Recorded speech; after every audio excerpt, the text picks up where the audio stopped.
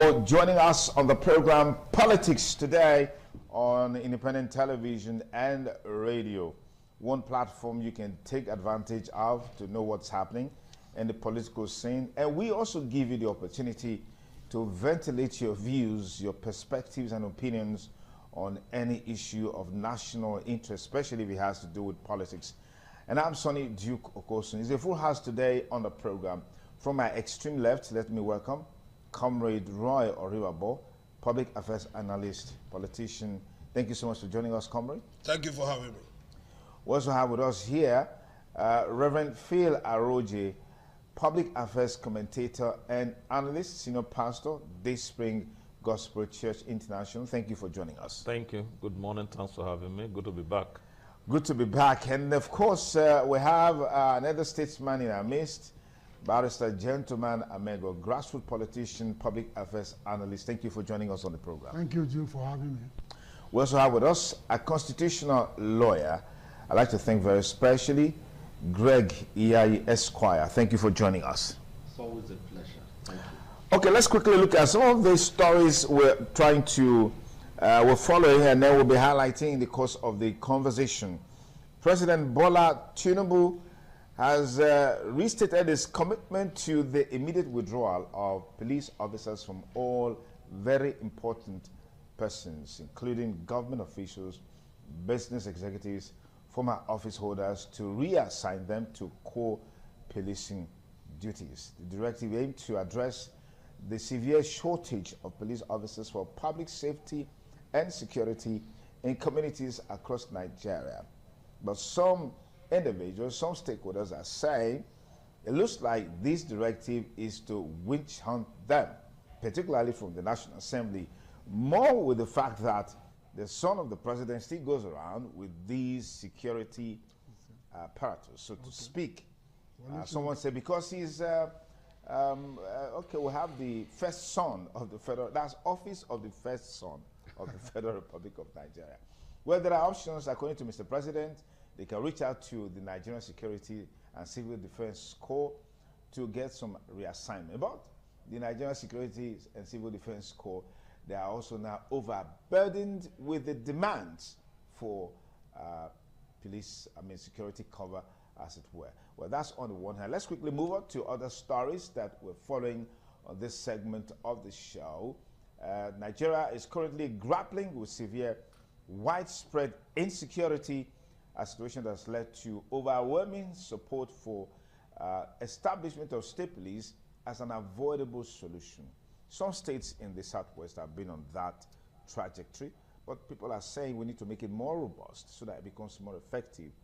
And of course, against the background that the U.S. Congress recently voted on the issue of genocide against Christians, particularly in the northern part of the country. And so they actively engaged in a comprehensive investigation into alleged genocide and escalating targeted violence against Christians in Nigeria.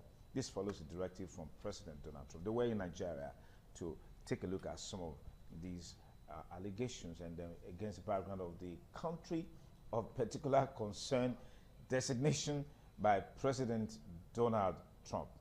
Well, ahead of 2027 election, yes, it's defection galore. The latest being Governor Siminalayi Fubara of Rivers State and Governor Ademola Adeleke, who has now joined the Accord Party, leaving the People's Democratic Party, and he's also picked the government candidate of that party. For Fubara, well, I think it's a welcome development. People are asking or saying, how is Wike going to respond to all of this? But let's quickly meet our panelists here. Again, thank you, gentlemen, for coming. And just to let you know that we also have Austin Brahima Adogame, former National Commissioner, National Police Commission, Police Service Commission, joining us virtually from Abuja. Austin, thank you for joining us on the program. Thank you. Good morning. Okay, so Roy, let's get started with you. Withdrawal of police attached to VIP has been a major talking point. Is this a political witch hunt against the background of the security situation we have in the country? I think personally, any disposition, any action from government that will arrest the insecurity, yours sincerely will openly endorse it. You know, if withdrawal of personnel from the VIP will make our security to be stable, will make people move freely, and we can sleep with our two eyes closed, I think so be it. I will subscribe to that. But my fear is that the political dimension in Nigeria, you know, Nigeria is a country that where you make one step forward, you make two back in terms of implementation of policy. Over the years, we have seen government coming up with different policy, but how do they implementation? We have been very backward in that regard. Because when you are withdrawing, you are saying withdrawal of police personnel from the VIP. Is it going to be total? Are you going to be selective on it? And that is my fear about it. You recall in any IGP that will come tell you we are going to dismantle roadblock. They keep on announcing it. And the more they keep on dismantling the roadblock, the more you keep on seeing it. And we will see on that trajectory where President is telling us that withdraw it and he's not really doing it. And the typical example is the son. We can see the son parading high level of security personnel. Who, if well, he's the first son of the Federal Republic of Nigeria. That is because he's from the first family of the Federal Republic of Nigeria. Of course, but that's a position not known to our law. It's very unfortunate. It's not known to the law. It's not known to the Constitution. But because he's the first son of the president, does that mean that VIP also can afford it, cannot take it? Okay. But my argument have always been that, one, these personnel that are being attached to the VIP, who are those benefiting from it? Because I was told that those personnel, they are being serviced by those VIP. Who collect this money? I have also, at the time, called on Nigerian government if it is possible to commercialize that so that we can also be making, yes, we can make a levy from it. I see no reason why VIP you are parading. I was told, you know, that in any VIP, when you see a person with VIP, there are where they service there. Who is collecting this from? Nigeria need to, because as of now, Nigeria is on a borrowing swing. Anywhere we can get money, we should look at it. All right, in January, we'll be facing the tax. Let me pause you there, Roy. I'll come back to you much later. Reverend Aroje,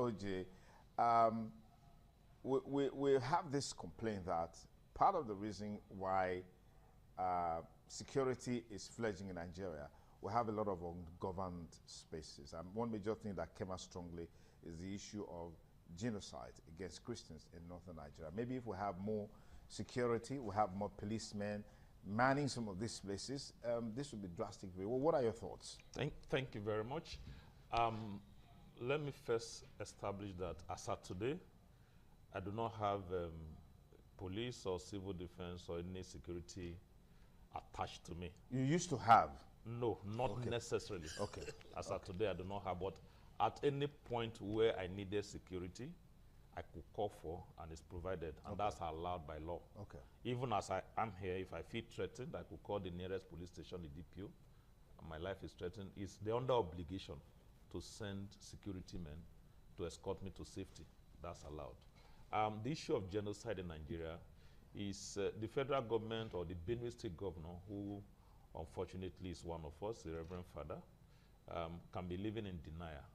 The reality is that there is genocide in Nigeria happening not only in the core north, it's also especially in the middle belt and also around us here.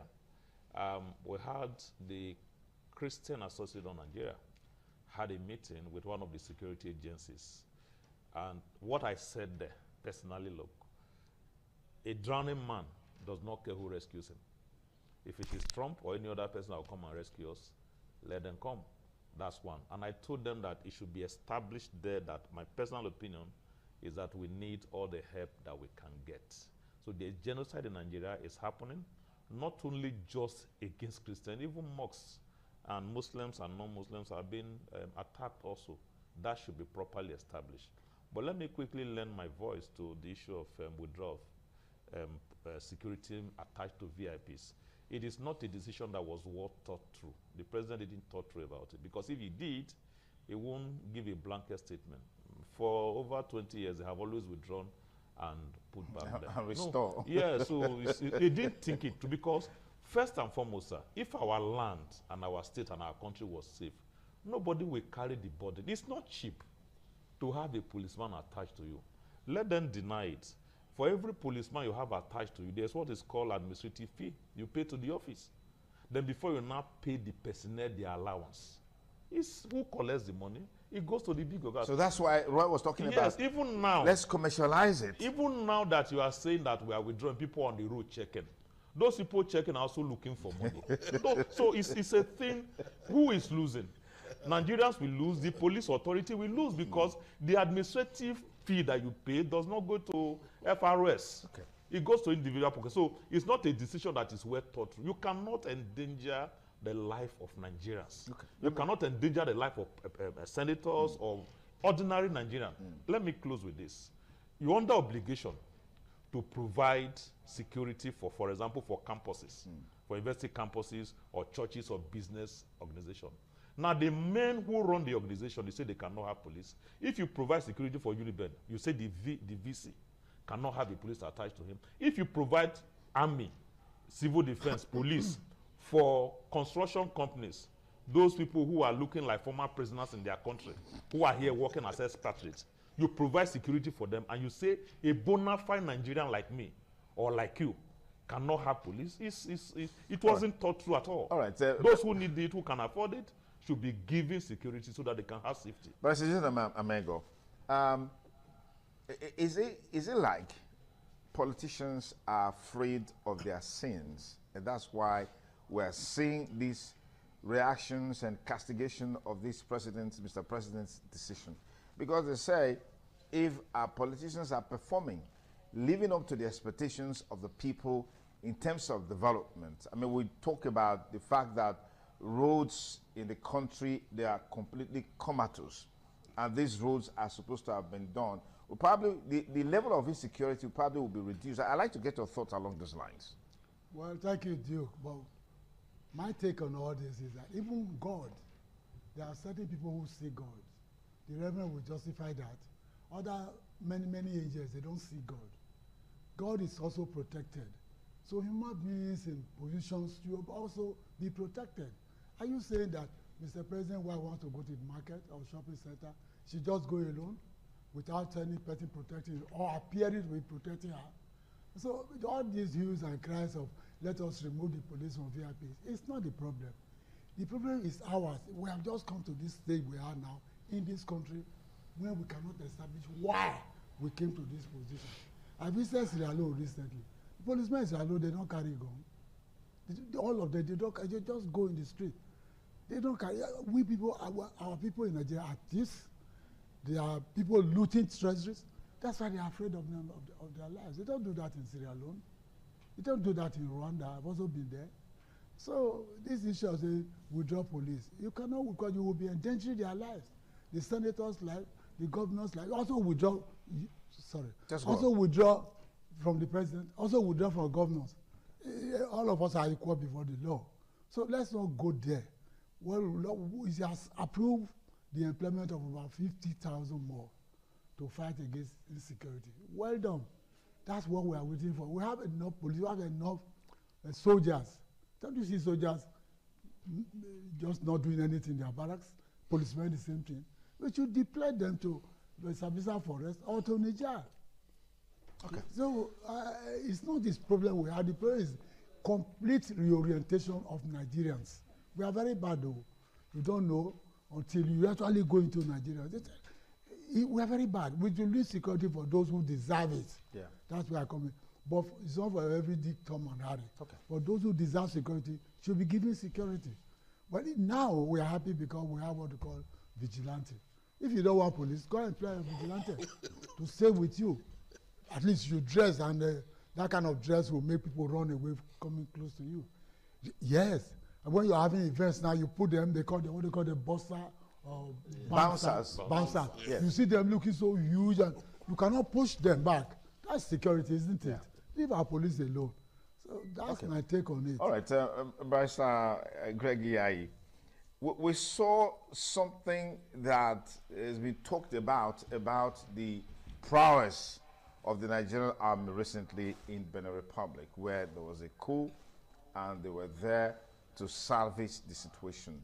What does that really say about the strength and capacity of our security agents in terms of dealing with insecurity? But if we can do it outside the shore, what's happening back home that we're having this fledgling insecurity problem up to this point that Mr. President has withdrawn police details from VIPs? Well, I've always said it, and I've said it even in this studio, that the capacity to deal with insecurity by our Nigerian army has never been in doubt. At all.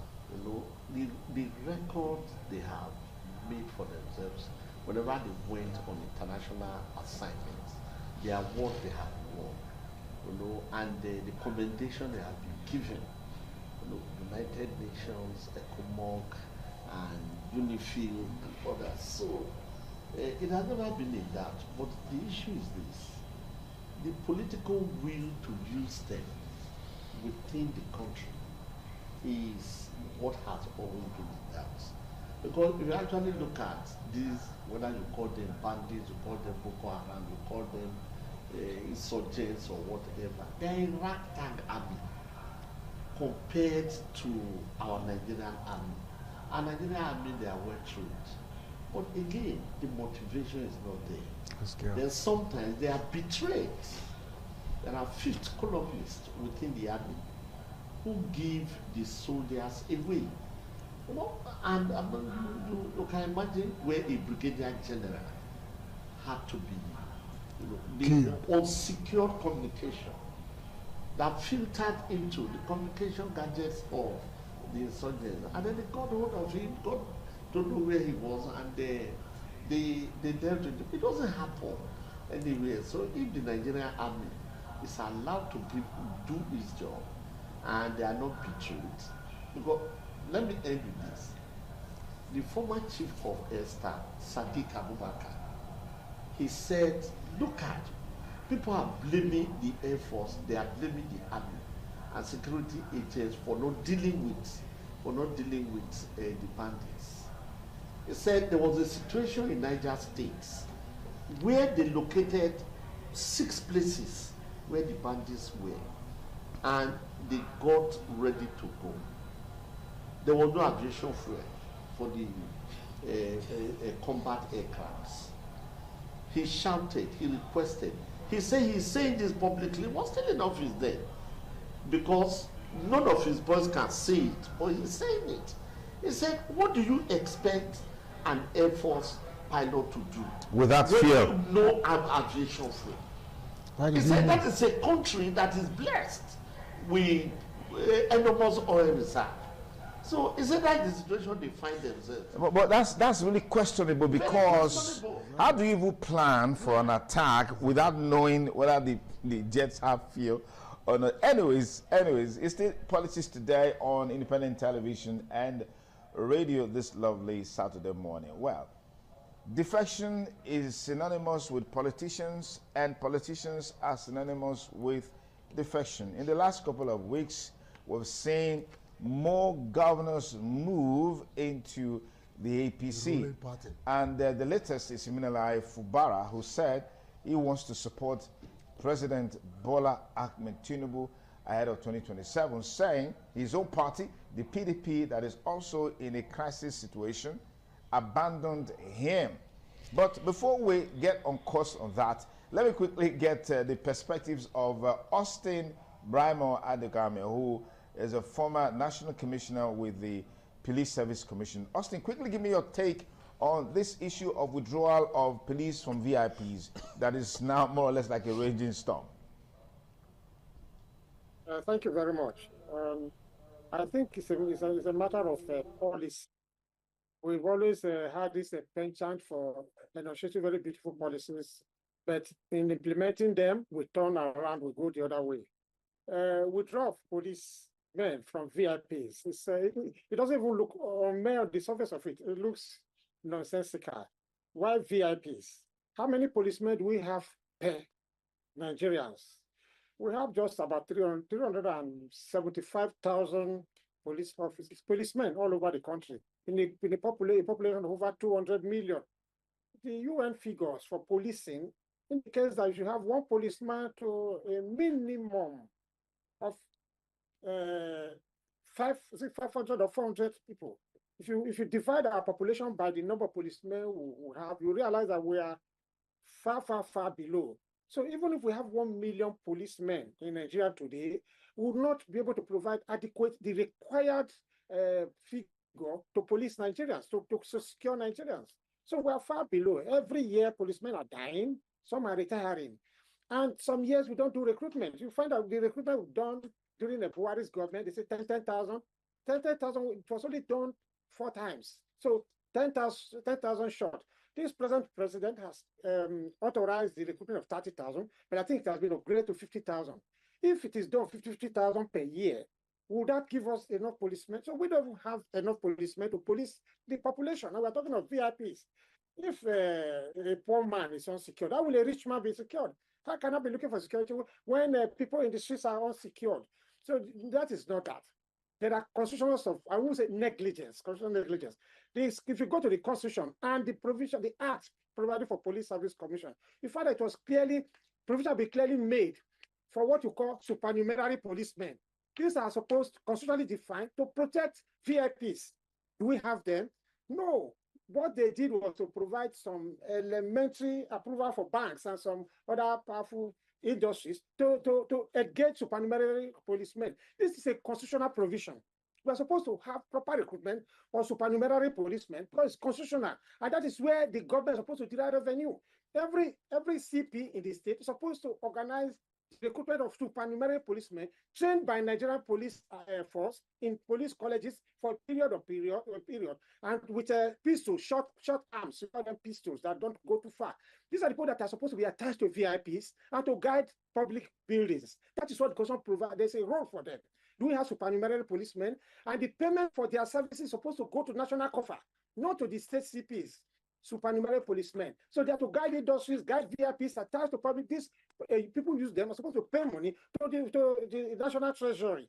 Then you now have the third layer, which is what we call yellow fever. These are the ones to provide road services, secure our roads, but instead, because we neglected this, I started creating road safety, I started creating civil defense. I started now we are talking of forest guards and all that.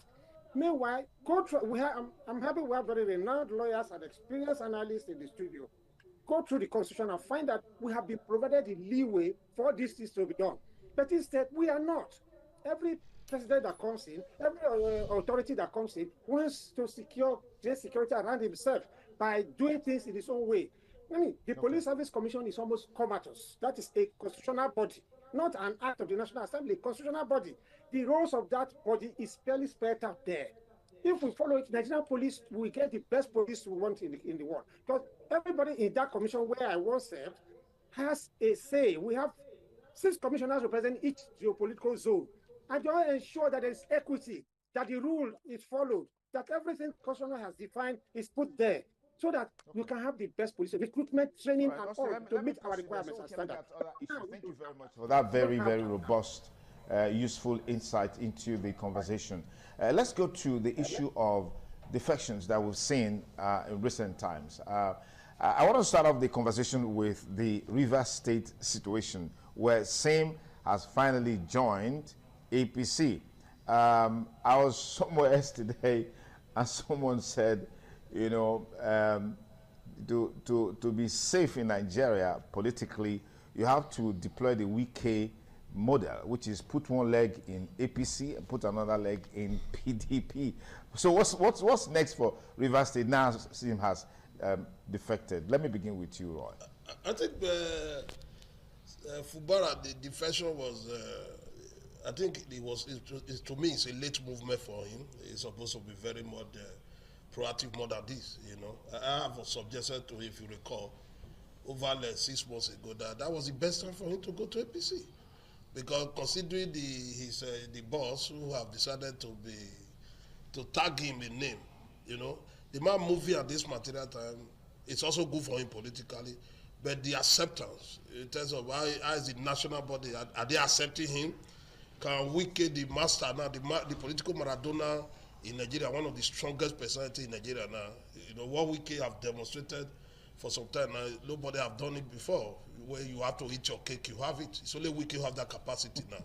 And it's very strong politically in Nigeria.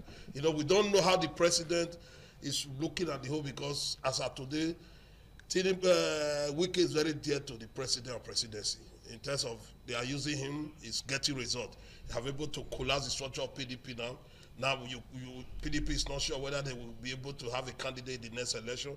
You know, therefore, when you look at a critical analysis of all of this, you will agree with me that I look at the game and see 50-50. Fubara is in APC. Wike have been giving us assignment, you have to destroy PDP. Therefore, they are still on the same level, whether you like it or not.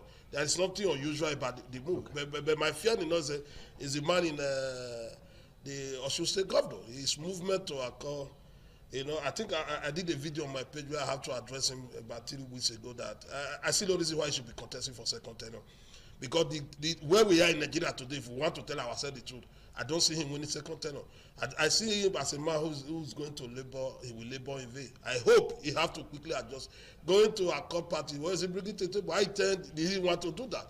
You left PDP, APC did not accept you, and very just now we saw what happened between the first lady and the governor. What does that show to us? Some of us who are watching from this also know that it's a low for him. He have no reason contesting second tenure. I see no, he's supposed to even remain the PDP to just finish the tenure, then move it to APC. Okay. Move it to Accord. Okay. There is no way for him how he cannot make it. All right, Reverend Phil, is it correct to say that the political imbalance in Nigeria between the North and the South is fueling these defections from other parties into the APC ahead of 2027? You know, politicians will say there is no permanent enemy, there's no permanent interest. I mean, permanent friend is permanent interest. Yeah. But what politicians should realize, apart from the law, there should also be morality. You cannot have a permanent champion. But what politicians does is that they want to hold an office, leave the office, and remain champion. That's what Wike has done to Rivers State, which I do not agree with him. I mean, you were governor for 8 years, and then haven't helped to install a successor. You move on to your assignment and allow the man have his way, but he wouldn't let that happen. I do not think that it is proper for us to have one political party nation. That will not help us. What we needed was a 3-party system, or minimum of 2. So that a little to the left, a little to the right, we can have a balance. But ahead of 2027 election, this is 2025 ending, they are aligning and realigning, not because of the interests of Nigerians, but the interests, their personal interests. That's where we are. PDP had been destroyed, unfortunately, and was one of the strongest political parties in Africa. If you weigh the actions of PDP and APC, when PDP was in power at the national level and when APC is there, I do not want to see some certain things. You can judge for yourself which one was better for Nigerians. But however, it is not even about the name of the political party. It's about the actors. It's the same set of people who have made 70% of people who are in APC today were in PDP. Apart from the very few like Comrade Adam Shoshomole, the president himself, and very few persons who was in AD, AC, ACN, and all the rest. 70% of those in APC today were all in PDP. So it's about their personal interests. Okay. You mentioned along the line, I don't know whether it was when somebody mentioned about the issue of bad road and all the rest. You see, the political imbalance you mentioned between the North and the South is the South that is suffering. Do you know that some of this affliction, bad roads, kidnapping, and all the rest that we find on the roads in southern part of Nigeria, I don't find it in the North? Is anybody crying about bad road in the North? Okay, well, let me just take a break now. We'll be back.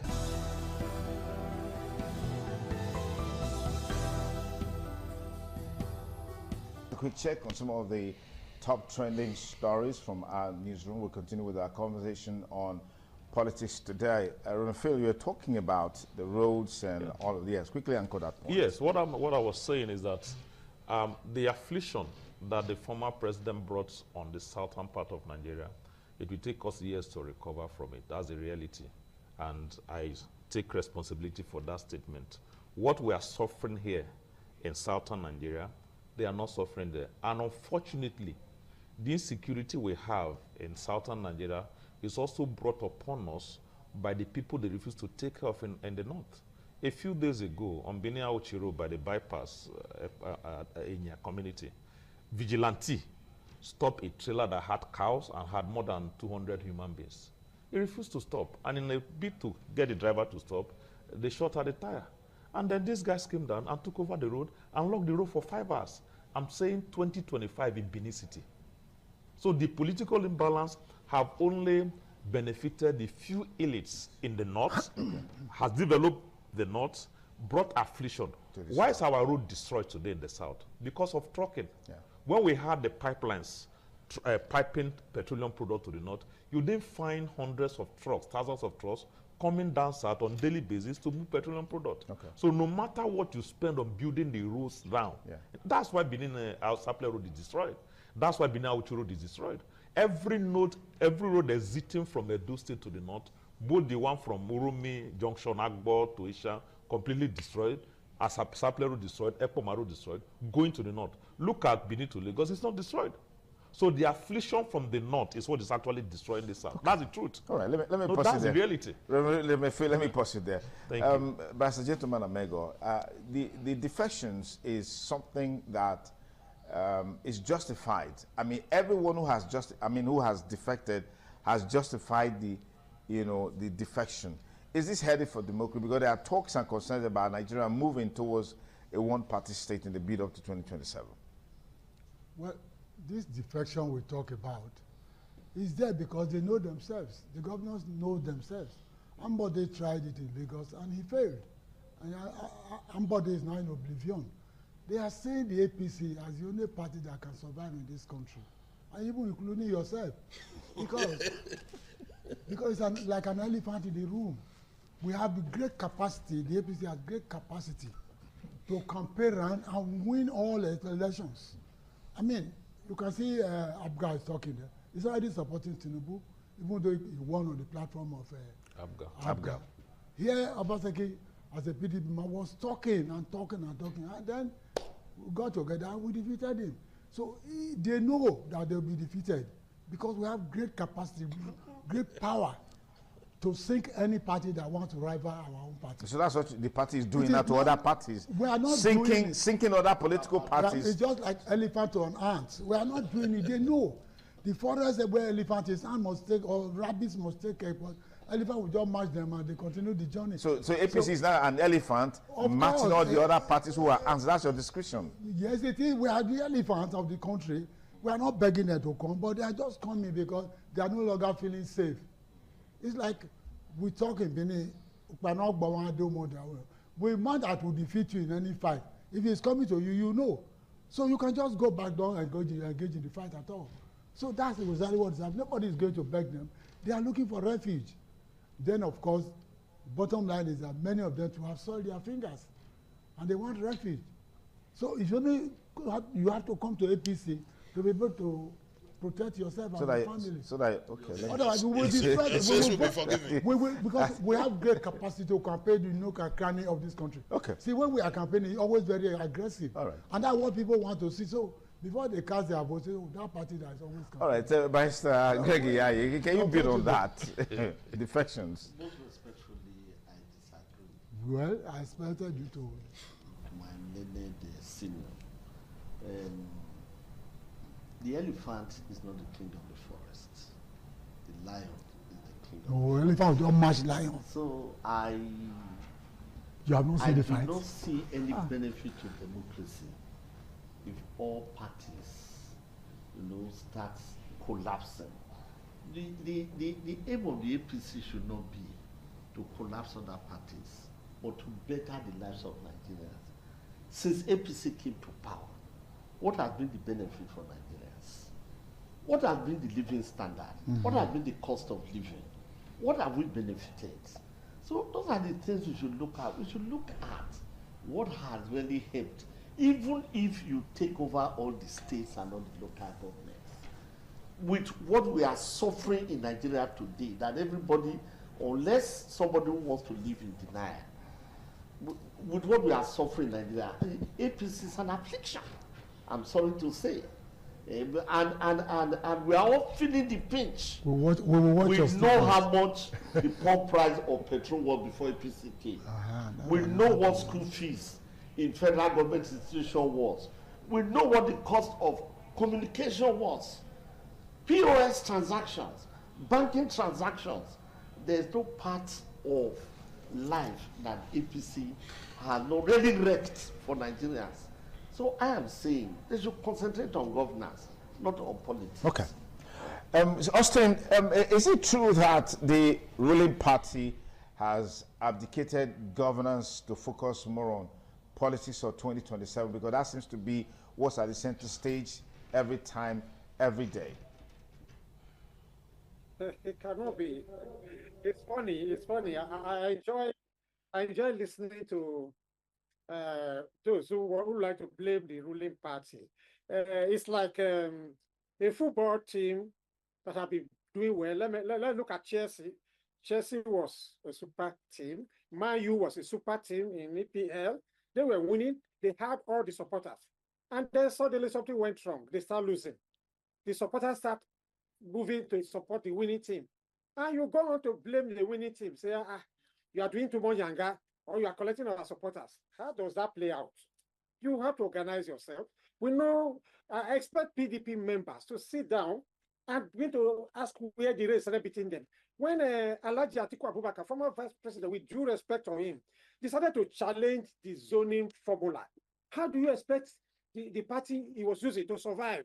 That was led to G5. We should all look inward and know where our problems are rather than looking at archaic economics. What was a bag of cement in 1960? Is it what it is in 1970? What are we buying? What was a dollar in 1990? Is it the same today? Let's not look at politics. APC has wrecked Nigeria. Actually, it's very funny. What we see have today is that the same Atiku Abubakar that challenged the zoning, it was the turn of the South. He said he wants to run. Some party members went against that. And that is where Wike became empowered. That has become a behemoth today. Wike said, no, he organized the G5. I said, no, it must go to South. After that, now, it's still the same turn of the South to produce the president for another 1 term. Atiku Abubakar is insisting he want to contest. And then he has moved from PDP. I don't want to say destroy PDP. PDP members are not interested in that. Instead of, they are not interested in trying to look inward and see how the problems can be resolved. He has moved from there to ADC. People are following him to ADC to contest and challenge the South. Why can't we solve our problems? Look inward. That is my own. I'm not good at doing all this political analysis. If we talk about professional analysis, I enjoy it. But when people are talking politics outside, it's funny to me. I just enjoy listening. So I think PDP members should look inward and solve their problem. Leave Wike out. Wike is a man who believes in the law, and he uses the law to his own advantage. You can fault him, you can hate him, but Wike is such a person. I enjoy listening to him. I like his how he like to stand on issues, and let anybody fault his stand on issues. That's for Fubara. Well, I think yes. Good morning. We have our phone line open 08077770300. Hello, caller. Good morning. What's your name and where you calling from? Okay, Solomon. I'm glad that the analyst in studio there used the new parable. Let me analyze the parable again for you. Which one the analyst? You understand? If you are writing results, you are not the one to mark your result by yourself. Okay. They are not the one to say they are elephants, they are giants. And the elephant is the side of the citizen. What can we celebrate there? The insecurity, the fuel subsidy is gone. At least the past government you claim to today, they will be able to secure the citizen. The issue of the first one, me as a common Nigeria, is political screening. 2023, we all see what happened when a party with no structure shrunk the nation. That's why I come around. So those are now our panic. Our concentration is not doing the right thing. Let the election be transparent. That is what concerns the common citizen. That's my take. Solomon, thank you. Thank you for your contribution. 0708077770300 is the studio number. Good morning, caller. What's your name and where are you calling from? Good morning. Yeah, good morning. This is Advocate. I'm calling from Iguazu. Advocate, it's been a while. How are you doing today? Thank you for joining us. Go ahead, please. Yes, I've been watching, I've been viewing your submissions. All right. all along, I've been watching the television. Later, sometimes when I call, it doesn't go through. Okay, go ahead. Just go Yeah. ahead. Well, I appreciate all your guests there, but the only thing is that some of them who might do team are tending to be too political. All of them there, they will have been behaving like other statesmen. But I'm only disappointed in one now who is tending to be too political. The one I used to know. By the way, I still respect him.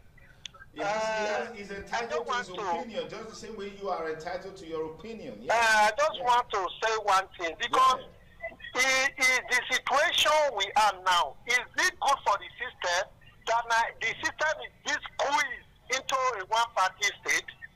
If PDP knew that things can be done with impunity, that nothing will happen, they would have done the same. They didn't. But see where we are now, people are just, the judiciary is still under one man's control, INEC is still under one man's control. This system is so interesting at all. Thank you. All right, Solomon, thank you, Dr. Advocate. Thank you for joining us on the program. We'll take one more call, and then we'll be back to our panelists here as we begin to wind down. Hello, caller. Good morning. Welcome to the program Politics Today on Independent Television and Radio. What's your name and where are you calling from? Good morning, my son. You talk about the Great online. Ultima the Great. Go ahead. Yeah. Yes, thank you, my brother. Yes, it's quite unfortunate. What you said your father said in Nigeria, just of Africa, insecurity here and there. And the president, Kumaleki, and order that security remove from the VIP. And up to today, nothing has been done. And it was said that the leadership will give an example. I want to ask the Tinubu, he said his son among the VIP, that he's moving around with security here and there. So this is VIP people, all this is very, very important president. So they look at it as he called it moving security here and there. All the people, he will do their own, being the servant of Nigeria. Let's see. And coming to the future, let me continue to the face. People that this take over the president of the APC and even weekend. There are no more than 250 million Nigerians who will vote, who will vote. If I vote can, all the declarations don't mean anything to me. So maybe I do this including that in my own. Thank you. Have a nice day. All right, thank you, Ultimate Great. As we begin to call it around, let's quickly talk about the state of the nation. I've heard some of the defectors saying President Bola Tinubu's performance is encouraging them to defect. Is this contestable by you, Roy? Of course, any man who wants to commit suicide have a reason to do that. We always tell you there are reasons, you know. But the issues are very direct. Nigerians, we know more better. And I will continue to encourage Nigerians to remain undaunted. This is not the first time we are passing through this road. I recall as a very young man, you know, as can still recall vividly, during the time of Abacha, 5 political parties, everybody were supporting him. Abacha became so popular. Even when people on the street knew that Abacha don't have anything was offering Nigeria, all the whole political party, they say Abacha, without Abacha, some person said they will kill themselves, some person will make, at the end of the day, God in his mercy was able to rescue Nigeria.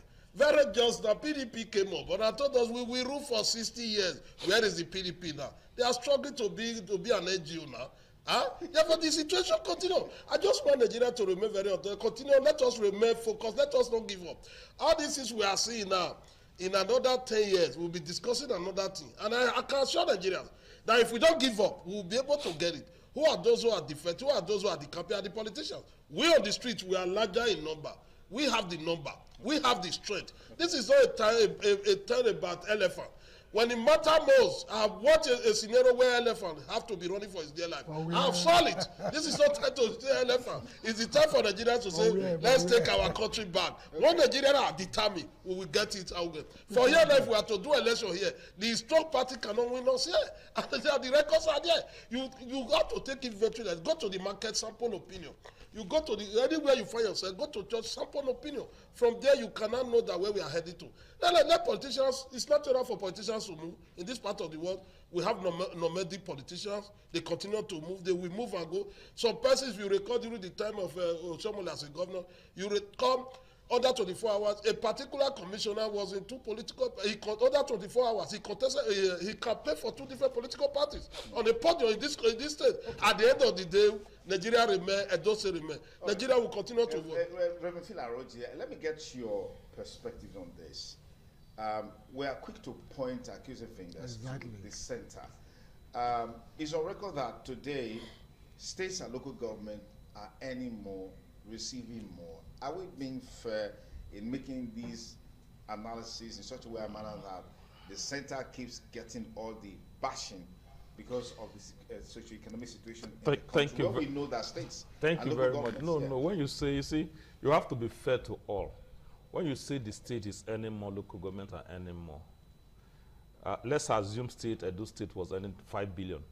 I will now earn times 2, 10 billion. Am I correct? That's the earning more. Yeah. D2 for local government. What you should ask, what was the value of 5 billion 5 years ago? And what's the value of 10 billion today? So even former governors, when they are saying that, I wonder what they are saying. Yeah. What 10,000 could buy last year, can 20,000 buy it now? No. So even if you have more money, the value is so when you say the president is giving the state more money, what is the value? What was the cost of constructing 1 kilometer of road then, and what's the cost now? So we must be objective in blaming people. As for federal, why we blame the federal? Because all the money comes to them.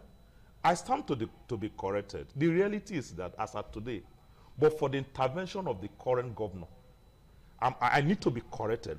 Can anybody tell me what project today that is being funded by the federal government in Edo State? One.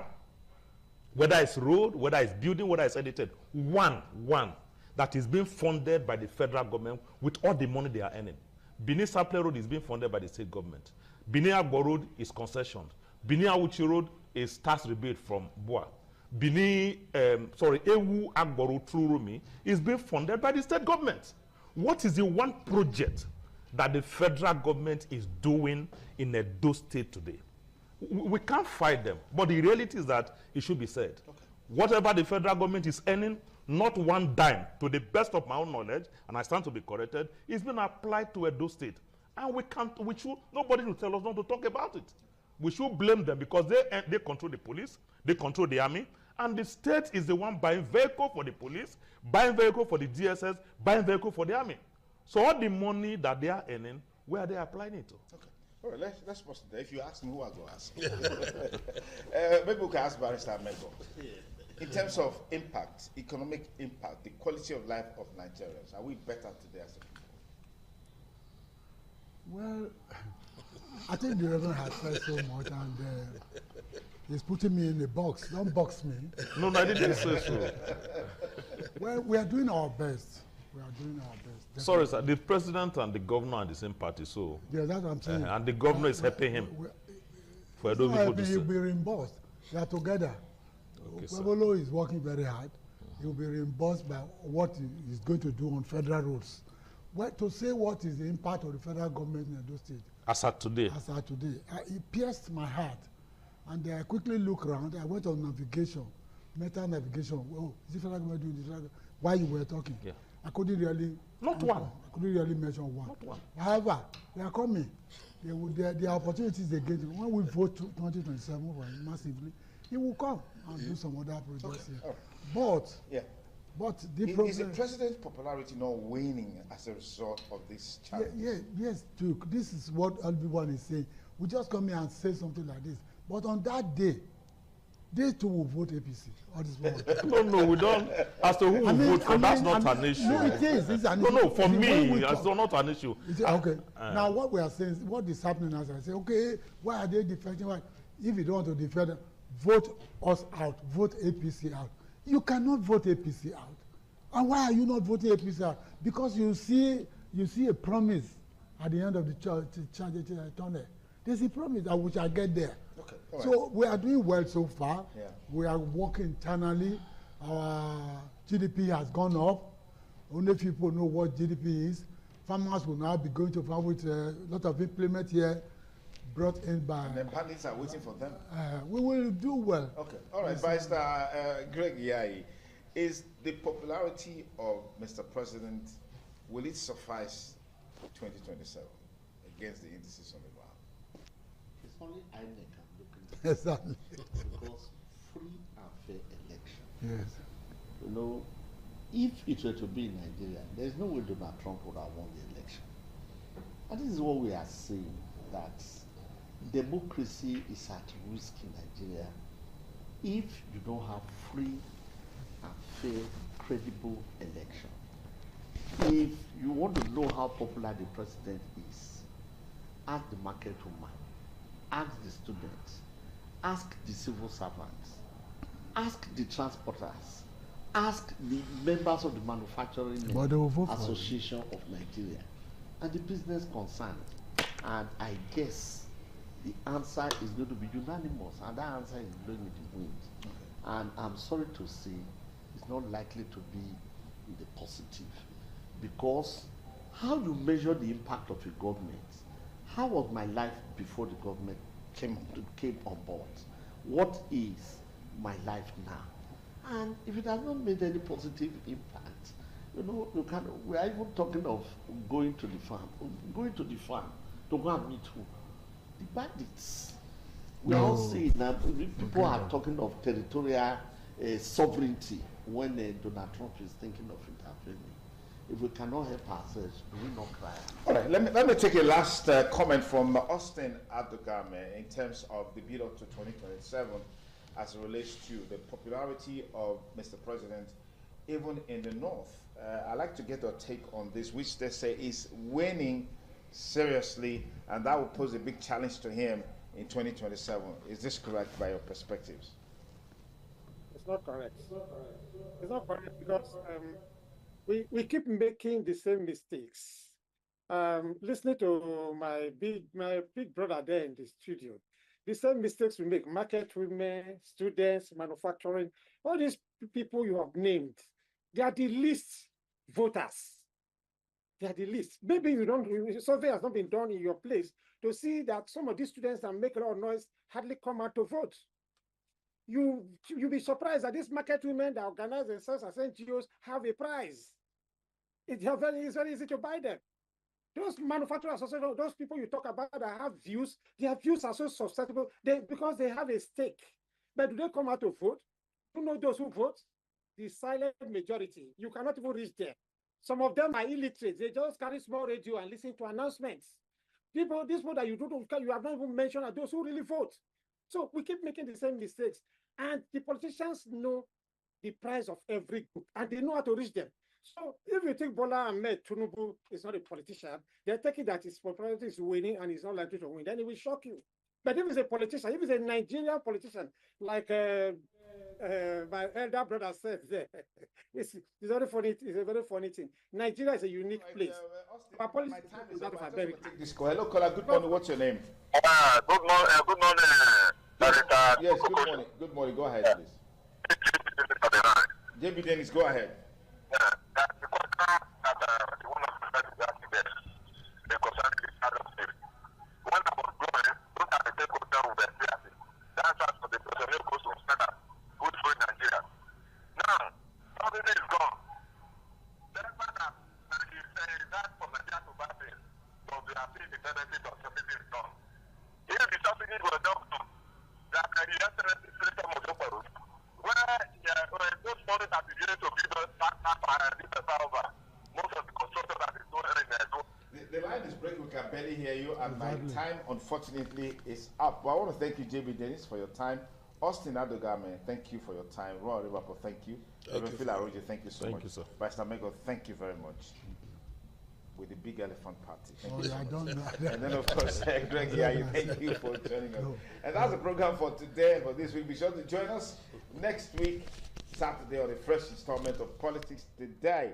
Bye for now.